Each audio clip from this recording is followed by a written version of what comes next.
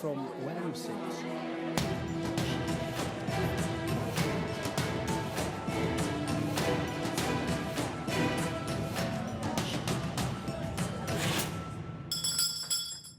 Welcome to another exciting episode of Trading Bell. It is a new year, a new season, and first off on this episode, we shall be hosting none other than Rebecca Miano, who is the Managing Director and CEO of KenGen, that is the Kenya Electricity Generating Company. Rebecca is the first female CEO to lead such an organization, and we'll be getting to hear from her what is her grand plan for the organization, how will she steer the company into more profits in 2019. Well, if you don't know Rebecca, let's take a quick look at her profile. Mrs. Rebecca Miano is the Managing Director and Chief Executive Officer of the Kenya Electricity Generating Company PLC, KenGen. She is the first woman to hold the position since incorporation of the company in 1954. Rebecca Miano joined KenGen in 1998 and worked in various roles, rising through the establishment to the level of acting managing director and CEO before she was confirmed to the position in November 2017. She also previously worked for the Kenya Power and Lighting Company, KPLC, which adds up to her 24 years plus experience in the energy sector. She was the founding patron of KenGen's Pink Energy Forum, which was formed out of the need to encourage and facilitate female employees to grow boldly to their potential in line with their respective professions.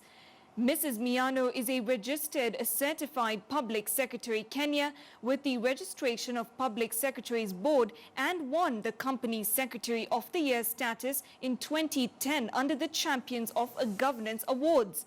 Mrs. Miano is also a commissioner for oaths since 2001, a notary public since 2003, and a finalist for chartered arbitrator. She was also awarded the Order of the Grand Warrior of Kenya in 2010 by the head of state in recognition of her outstanding services rendered to the nation. Thank you so much for joining us on the Trading Bell. I'm so excited to have you on. Thank you. Welcome. Thank you, Abby. All right, Rebecca, it's our first interview with you since you became CEO, and perhaps KenGen has been very active in the securities exchange, being a listed company, and what sort of impact has this had on the operations of the parastatal as well as how you run your governance issues? I'll go back to pre-listing days, prior to 2006, when KenGen was not listed. Sure. Kenyans will remember the situation then where demand was much more than the supply of power. We do recall there were outages frequent, there was power rationing, and most of the times we would get power only 3 days a week. So that is the picture before then. I remember those days. Yes, but upon listing, we had to think outside the box, do a transformation, get to the Nairobi Securities Exchange, and we thank the NSC for providing a platform and an opportunity to enable us to raise funds so that we could undertake projects, and especially those that are not reliant on hydro. As you are aware, hydro is really dependent on weather, and every time there was a drought then, obviously there wouldn't be power.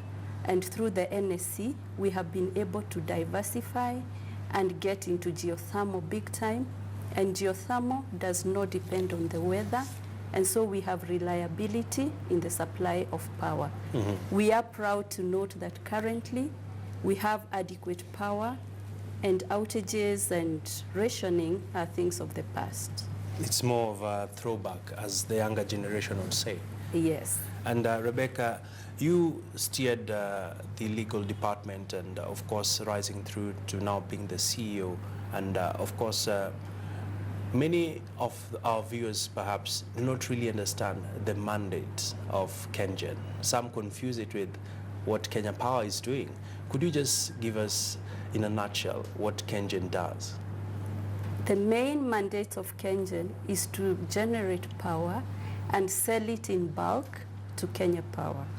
Then the off-taker distributes that power to the suppliers. It is sort of a retail, but we are the wholesalers of power. Yes. And looking at the numbers currently, the installed power capacity in the country stands at about 2,300 megawatts, give or take. And of course, the government has an ambitious plan towards hitting 5,000 megawatts.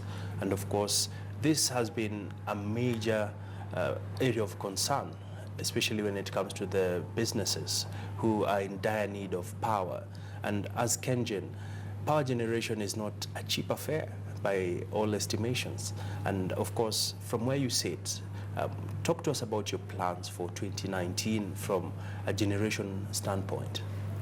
Of the 2,300 megawatts installed capacity in the country, KenGen contributes 1,631 megawatts. That's a big chunk of what we contribute, and therefore we are the biggest power producer in the country. And going forward, we would like to retain being a major player in the market. And you're right, Abby, power generation is not a cheap affair. World over, it is capital intensive. KenGen has had good relationship with the DFIs. Through the support of the government, we have been able to raise funds. We have been able to have affordable financing for our projects, and therefore that has made the very expensive venture to be quite affordable for this country. All right. And Rebecca, in your latest trading results, you registered a growth in electricity sales of about 29.3 billion, but a 12% drop in net profits to 7.9 billion shillings.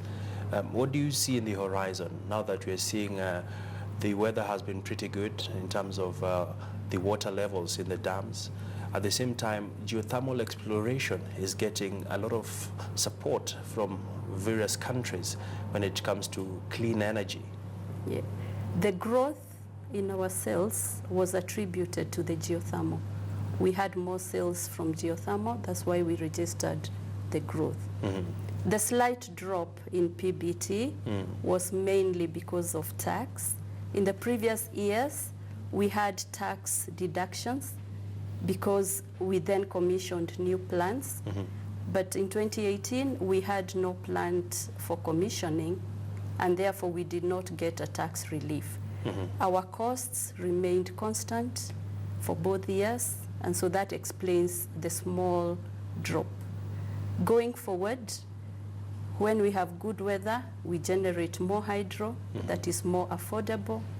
Together with geothermal, you will find that almost 90% of the power consumed in the country is then green, geothermal and hydro, and then we reduce on the expensive thermals that use very expensive fuel, and that makes power affordable. All right. Speaking about making power affordable, I understand as a company you're planning to scale up the capacity you generate by about 756 megawatts. Just share with us your strategic plan towards this, and how will you finance this, looking at the situation where the company is, especially when it comes to debt financing? Of our installed capacity, 1631, we intend to grow it by about 720. Most of the projects are at various stages of implementation and procurement, and I'll start with Olkaria 5. That's a 165 megawatt. We intend to commission it before July 2019. We then have Olkaria 1 Unit 6. We broke ground for early last month, and His Excellency the President was the chief guest.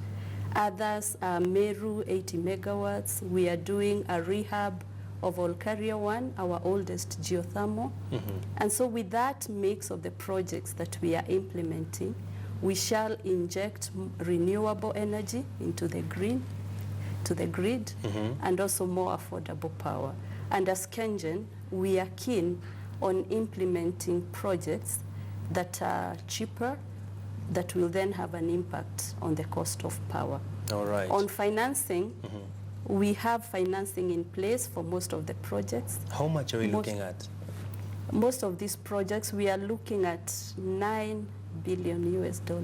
All right, that's Yes. quite a substantial amount.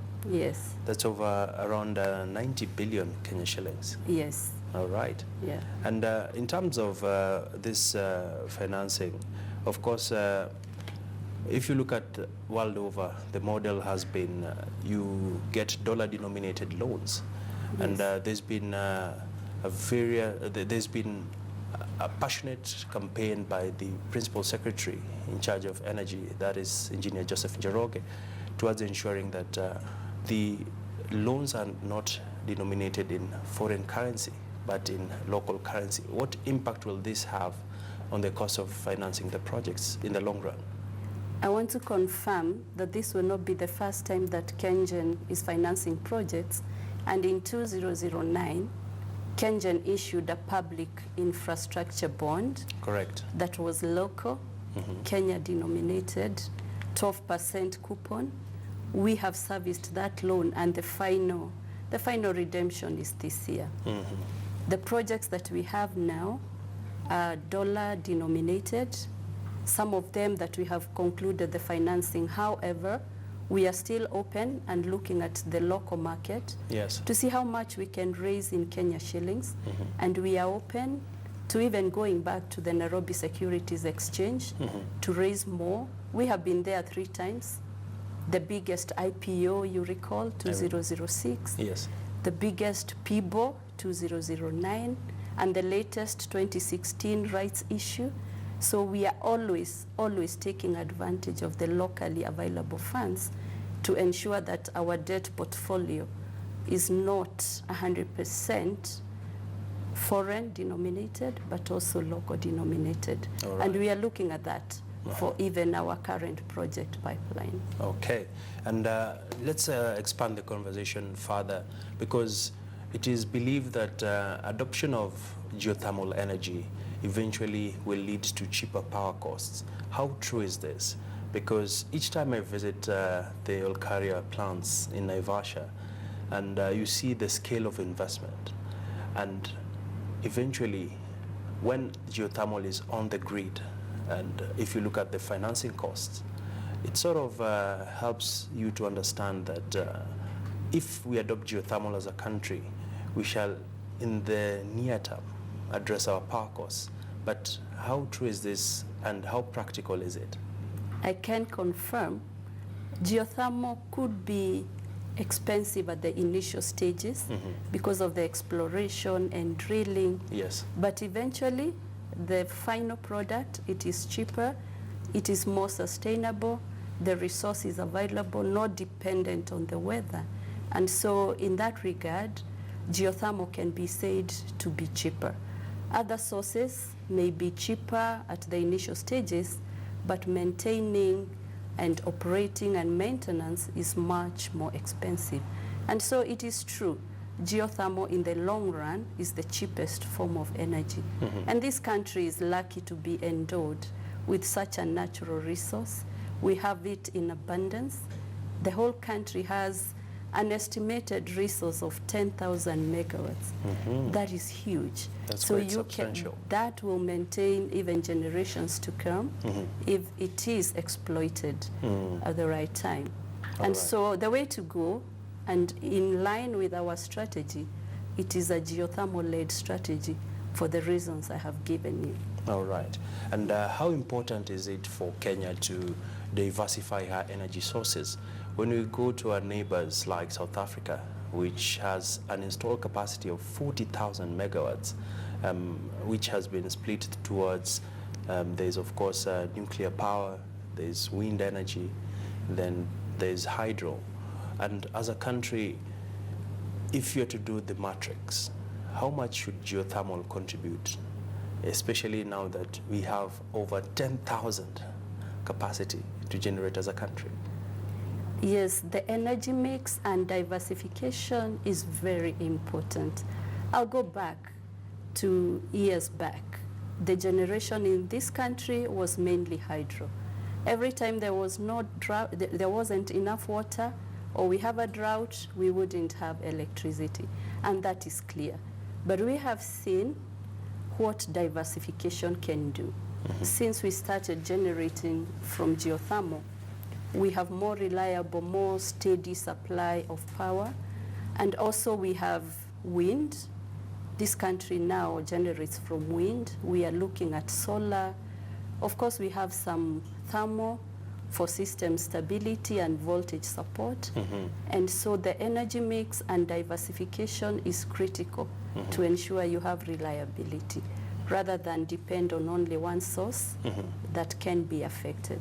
All right. Of course, geothermal will take a lead.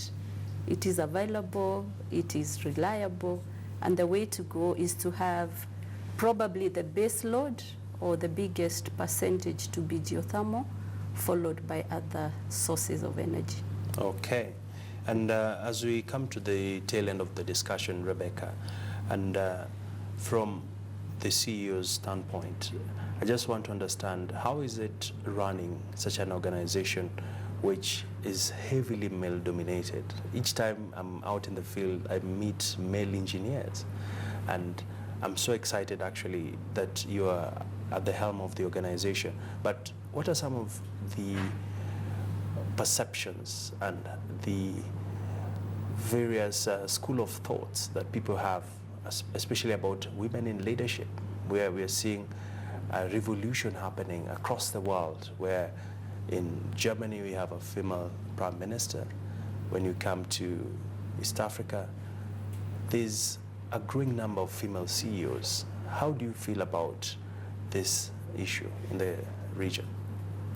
The world, the region, the country, and the company are all ready to recognize skills, abilities, leadership, and qualifications rather than anything else.